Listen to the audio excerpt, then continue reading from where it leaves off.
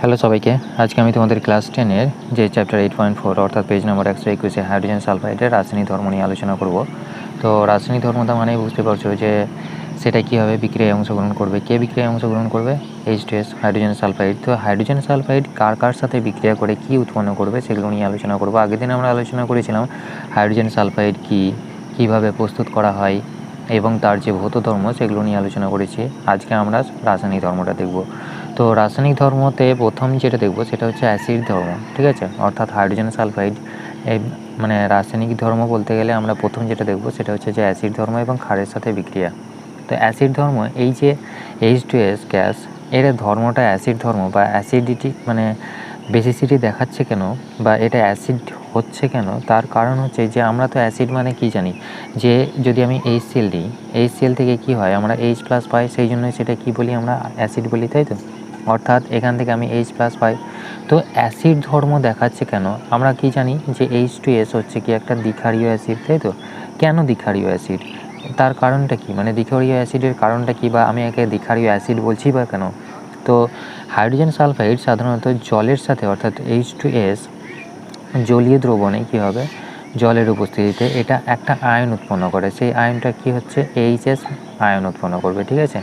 অর্থাৎ হাইড্রোসালফাইডের আয়ন উৎপন্ন করবে এবং তার সাথে কি উৎপন্ন করবে, H3O+।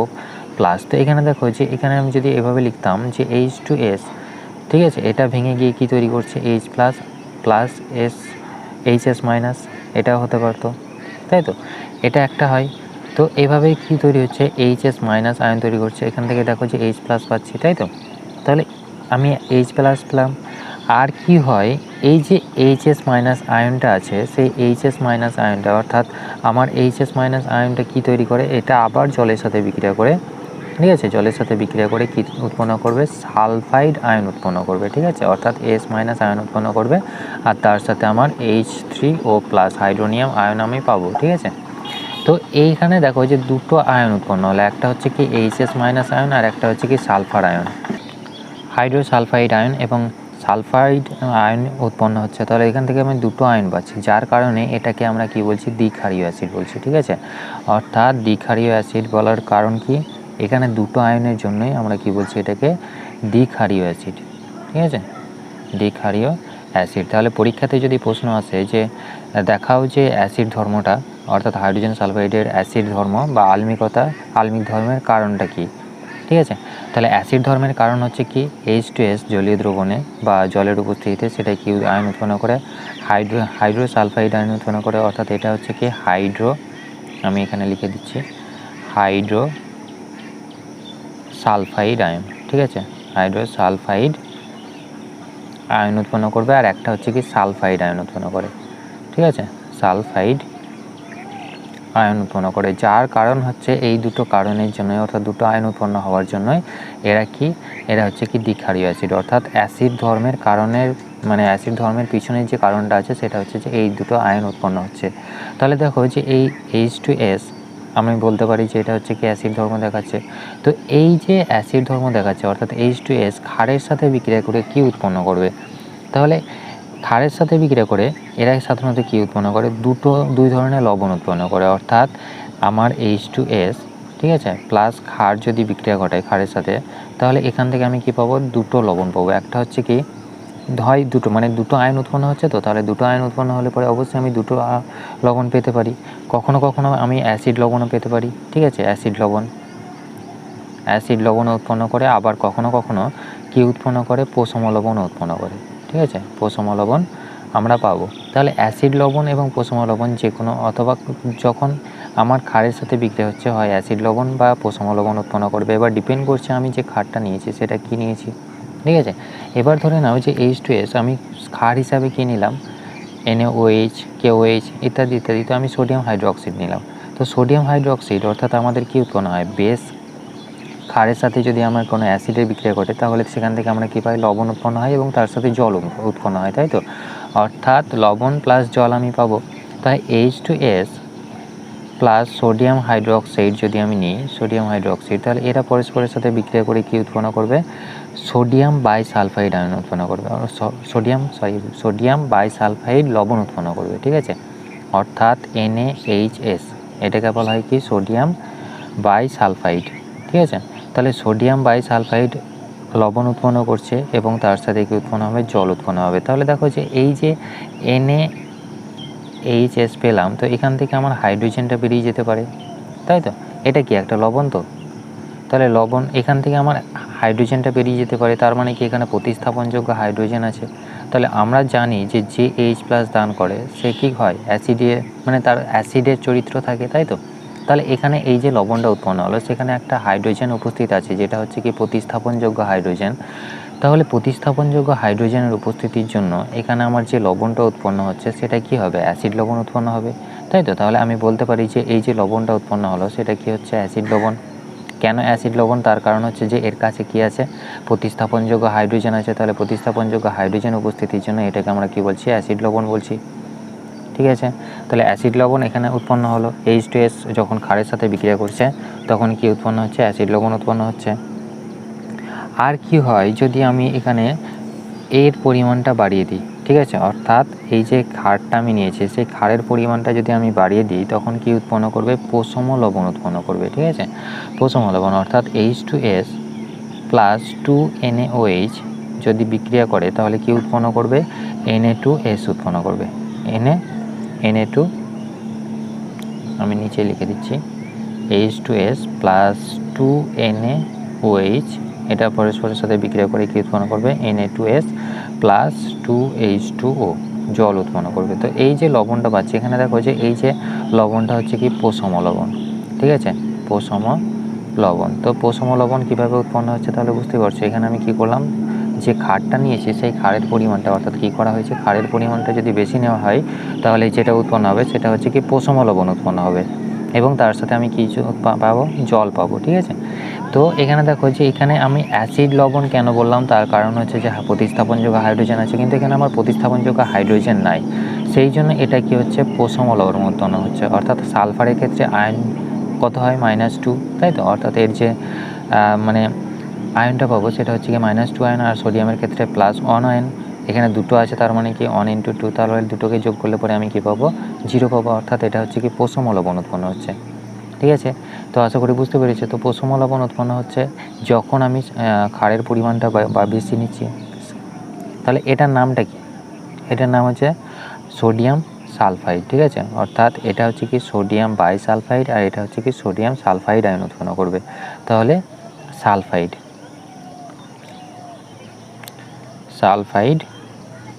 উৎপন্ন করে, ঠিক আছে, সোডিয়াম সালফাইড, যেটা হচ্ছে কি পোষম। তাহলে সোডিয়াম সালফাইডে উৎপন্ন হচ্ছে যেটা হচ্ছে কি পোষম, ঠিক আছে। তো এখান থেকে তাহলে বুঝতে পারলে যে এর কি হচ্ছে, যে অ্যাসিড ধর্মের কারণ হচ্ছে কি এ দুটো আয়ন উৎপন্ন করে, একটা হচ্ছে কি এটা হাইড্রোসালফাইড আয়ন, আর একটা হচ্ছে কি সালফাইড আয়ন উৎপন্ন করছে, যার কারণে এটাকে আমরা কি বলছি, দ্বিক্ষারীয় অ্যাসিড বলছি। অর্থাৎ H2S ভেঙে কি আয়ন দেয়, H+ আর HS-, তাই তো।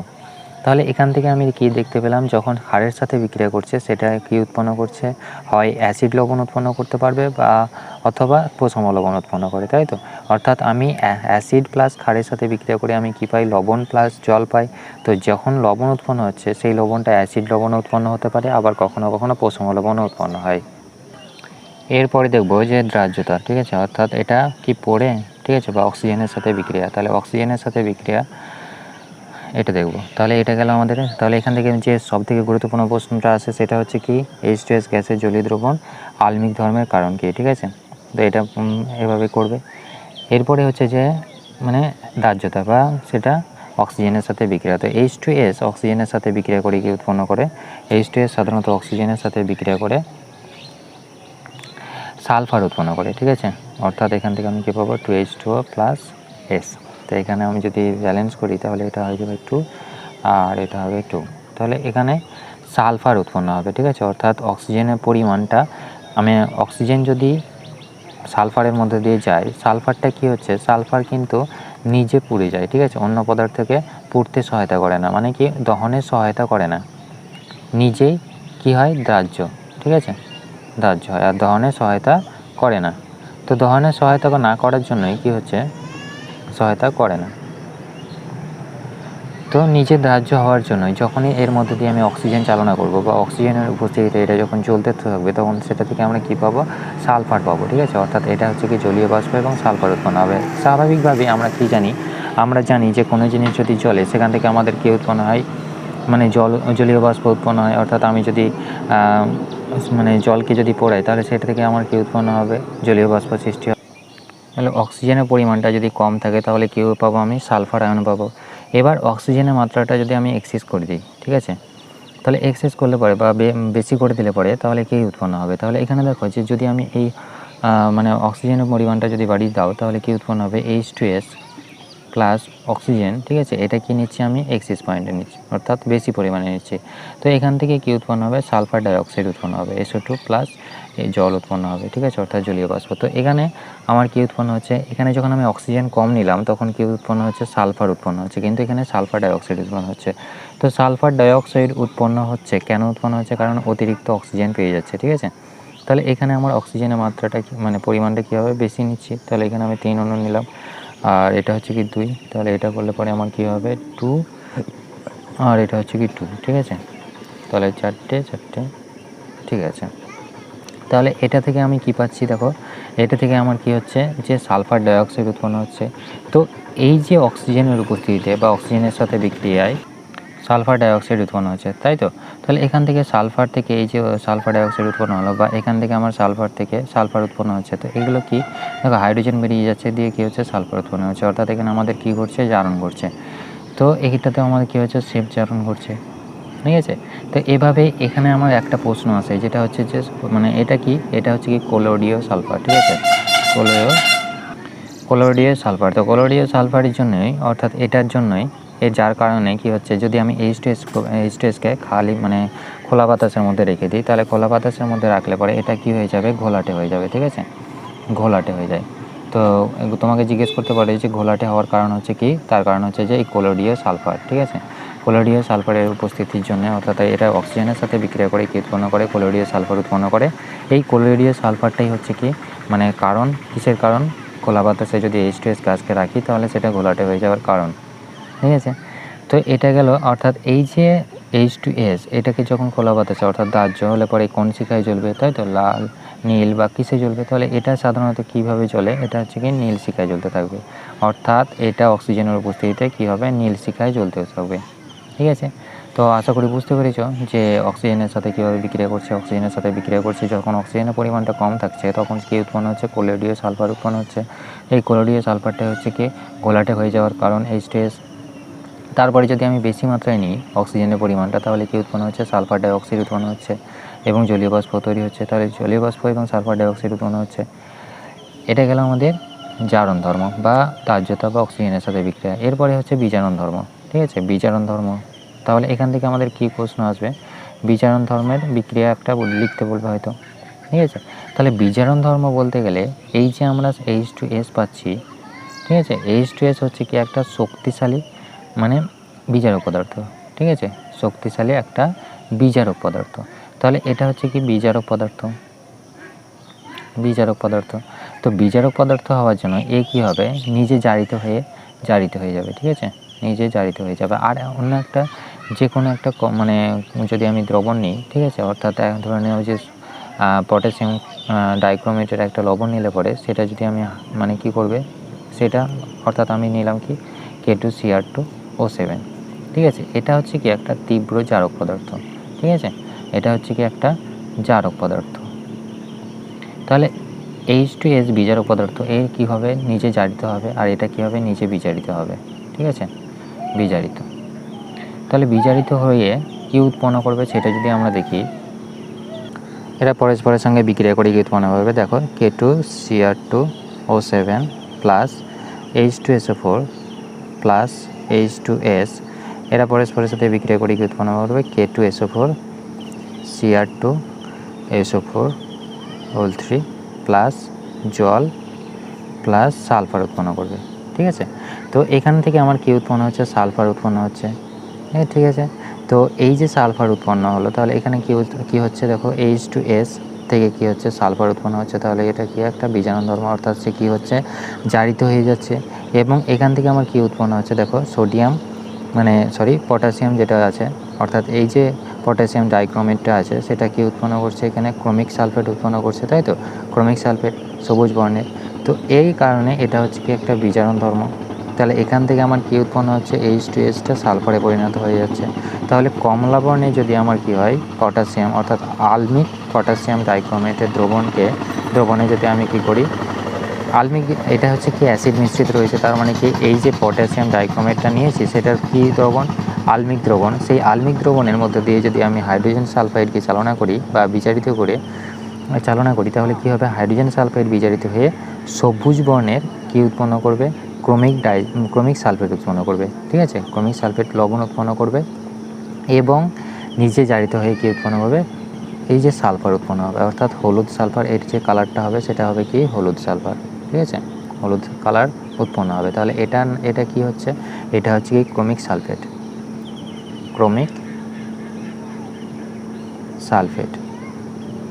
ঠিক আছে, ক্রোমিক সালফেট রঙটা কেমন, রঙটা হচ্ছে আমার সবুজ বর্ণ, সবুজ বর্ণ। তাহলে এটা হচ্ছে কি একটা বিজারণ ধর্ম।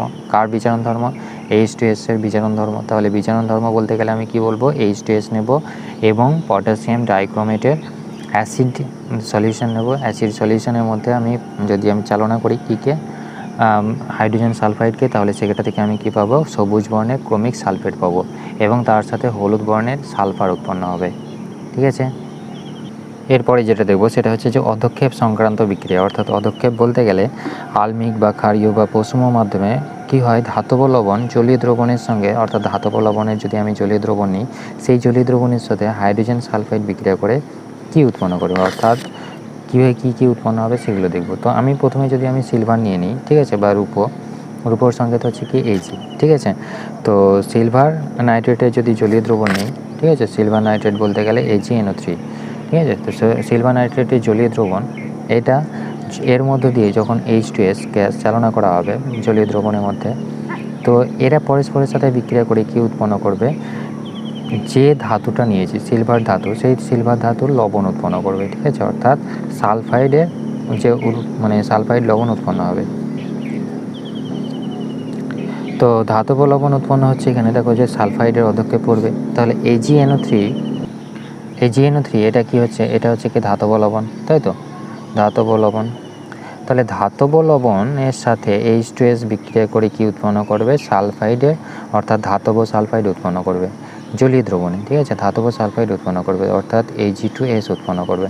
তো এখানে দেখো যে Ag2S উৎপন্ন হচ্ছে, তাহলে Ag2S এটার বর্ণটা কেমন, এটা হচ্ছে কি পরীক্ষাতে জিজ্ঞেস করবে যে এই যে Ag2S উৎপন্ন হলো তার রঙটা কেমন হবে। তো রঙটা হবে, এই বিক্রিয়াটা যদি আমি পুরোটা লিখি তাহলে কি উৎপন্ন হবে, এর সাথে উৎপন্ন হবে HNO3। ঠিক আছে, HNO3। তো এই যে রঙটা পাচ্ছে সেটা হচ্ছে কি কালো রঙের। তো তোমাকে এটাই পরীক্ষাতে জিজ্ঞেস করবে যে ধাতব লবণ, ঠিক আছে, যে কোনো একটা ধাতব লবণ বা রূপোর বা সিলভার নাইট্রেটের ধাতব লবণ যেটা আমি নিয়েছি, সেই যে ধাতব লবণ সিলভার নাইট্রেটের জলীয় দ্রবণে H2S গ্যাস চালনা করলে পরে কোন ধরনের সালফাইড উৎপন্ন হবে এবং সেটার রঙটা কেমন। তখন তুমি কি বলবে যে এটা হচ্ছে কি ধাতব সালফাইড উৎপন্ন হচ্ছে যার রঙটা হচ্ছে কি কালো, তার সাথে কি উৎপন্ন হচ্ছে, নাইট্রিক অ্যাসিড উৎপন্ন হচ্ছে HNO3। তো এই যে বিক্রিয়াটা যদি ব্যালেন্স করা হয় তাহলে এখানে আমাকে কতগুলো লাগবে, 2, আর এটা হচ্ছে কি আমার 2। ঠিক আছে, তো এভাবেই তোমাকে যদি বলে যে কপার সালফেট লবণ যদি আমি নিই, সেটাকে যদি আমি জলীয় দ্রবণে চালনা করি, জলীয় দ্রবণের মধ্য দিয়ে H2S এর সাথে বিক্রিয়া ঘটায়, তাহলে কি উৎপন্ন হবে, তাহলে সেখানেও আমার কি উৎপন্ন হবে, সালফাইড উৎপন্ন হবে, অর্থাৎ ধাতব সালফাইড উৎপন্ন হবে। সেই ধাতব সালফাইডের বর্ণটা কেমন হবে, সেটা হবে কি কালো বর্ণের। অর্থাৎ ধরে নাও যে কপার সালফেট নিলাম CuSO4, এটা কি, এটা হচ্ছে কি একটা ধাতব লবণ। সেই ধাতব লবণের মধ্যে H2S বিক্রিয়া করে, অর্থাৎ ধাতব লবণের সাথে H2S বিক্রিয়া করে কোন মাধ্যমে, জলীয় দ্রবণে বা অ্যাসিড আলমিক দ্রবণ হতে পারে, জলীয় দ্রবণে বিক্রিয়া করে কি উৎপন্ন করবে, CuS প্লাস H2SO4। ঠিক আছে, এটা অধক্ষেপ হিসাবে পড়ে থাকবে। তাহলে এখানে দেখো যে এটা হচ্ছে কি ধাতব সালফাইড উৎপন্ন হলো, তাই তো। তাহলে এই ধাতব সালফাইড উৎপন্ন হচ্ছে, তার সাথে আমি কি পাচ্ছি, অ্যাসিড পাচ্ছি। এর বর্ণটা কেমন হবে, এর বর্ণটা হচ্ছে কি কালো বর্ণের। ঠিক আছে, লেড নাইট্রেট যদি আমি নিই তাহলে লেড নাইট্রেটের ক্ষেত্রে একই রকম হবে, অর্থাৎ PbNO3 = এটা যদি H2S এর সাথে বিক্রিয়া করে কী উৎপন্ন করবে? লেড সালফেট উৎপন্ন করবে। অর্থাৎ এখানে আমার কী উৎপন্ন হচ্ছে? ধাতব সালফাইড উৎপন্ন হচ্ছে, লেড সালফাইড উৎপন্ন হচ্ছে এবং তার সাথে কী উৎপন্ন হবে? অর্থাৎ এর যে অধক্ষেপটা থাকছে এবং তার সাথে HNO3 উৎপন্ন হবে। ঠিক আছে, তো এটা হচ্ছে কি জলীয় দ্রবণের মধ্যে এর বর্ণটা কেমন হবে? এর বর্ণটা হবে কালো। তাহলে এভাবে আমরা মানে সালফাইডগুলোকে পরীক্ষা করতে পারি।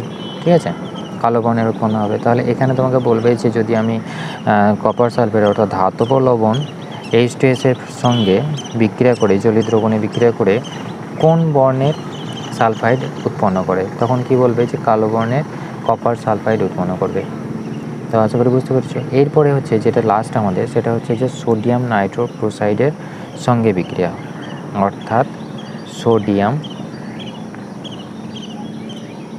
নাইট্রোক্লোরাইড।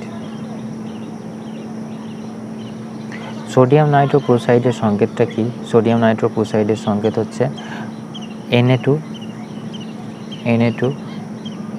FeCN5NO। ঠিক আছে, এটা হচ্ছে কি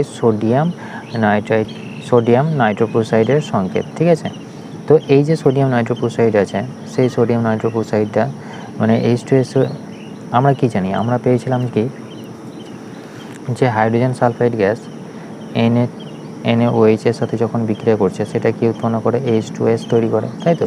সে এই যে এরা পরস্পরের সাথে বিক্রিয়া করে কি উৎপন্ন করছিল? প্রথম লবণ উৎপন্ন করছিল Na2S আর তার সাথে জল উৎপন্ন করছিল, তাই তো? তো এই Na2Sটা এর সাথে সোডিয়াম নাইট্রোক্লোরাইডের সাথে বিক্রিয়া করে কি উৎপন্ন করে? এক ধরনের জটিল যৌগ তৈরি করে। এটা কি? এটা হচ্ছে কি একটা জটিল কম্পাউন্ড অর্থাৎ কমপ্লেক্স কম্পাউন্ড। ঠিক আছে, কমপ্লেক্স কম্পাউন্ড। তো এরকমই এই যে Na2S আছে, প্রথম লবণটা আছে, সেই প্রথম লবণটা এর সাথে বিক্রিয়া করে, ঠিক আছে, Na2S প্লাস Na2FeCN5NO এর সাথে বিক্রিয়া করে কি উৎপন্ন করে? একটা জটিল বেগুনি বর্ণের একটা জটিল যৌগ তৈরি করে, অর্থাৎ Na4FeCN5NaNOS। ঠিক আছে, তাহলে এটা উৎপন্ন করে। এই যে জটিল যৌগটা উৎপন্ন হচ্ছে সেটা কি? বেগুনি বর্ণের। ঠিক আছে, বেগুনি বর্ণের। তো বেগুনি বর্ণের আমার কি উৎপন্ন হচ্ছে? জটিল যৌগ উৎপন্ন হচ্ছে, অর্থাৎ সোডিয়াম নাইট্রোক্লোরাইডের দ্রবণের সাথে বিক্রিয়া করলে পরে কি উৎপন্ন হবে? বেগুনি বর্ণের একটা জটিল যৌগ উৎপন্ন করবে। ঠিক আছে, তো এটাই ছিল আমাদের রাসায়নিক ধর্ম। তো আশা করি বুঝতে পেরেছো। যদি কোনো ডাউট থাকে তাহলে আমাকে কমেন্ট করে জানাবা, অবশ্যই সলভ করে দেবো। আমরা তাহলে কী কী দেখলাম? বিচরণ ধর্ম, জারণ ধর্ম, দ্রাহ্যতা, H2S গ্যাসকে কেন আমরা আলমিক বলছি বা আলমিক ধর্মের কারণ কী, এবং নাইট্রোক্লোরাইডের সাথে বিক্রিয়া করলে কী উৎপন্ন হবে, বা ধাতব লবণের সাথে H2S এর বিক্রিয়া করলে পরে কী উৎপন্ন হবে বা রং কেমন হবে। ঠিক আছে, সেগুলো নিয়ে দেখলাম। তো কোনো রকম যদি ডাউট থাকে তাহলে আমাকে কমেন্ট করে জানাবো, অবশ্যই সলভ করে দেবো। Thank you.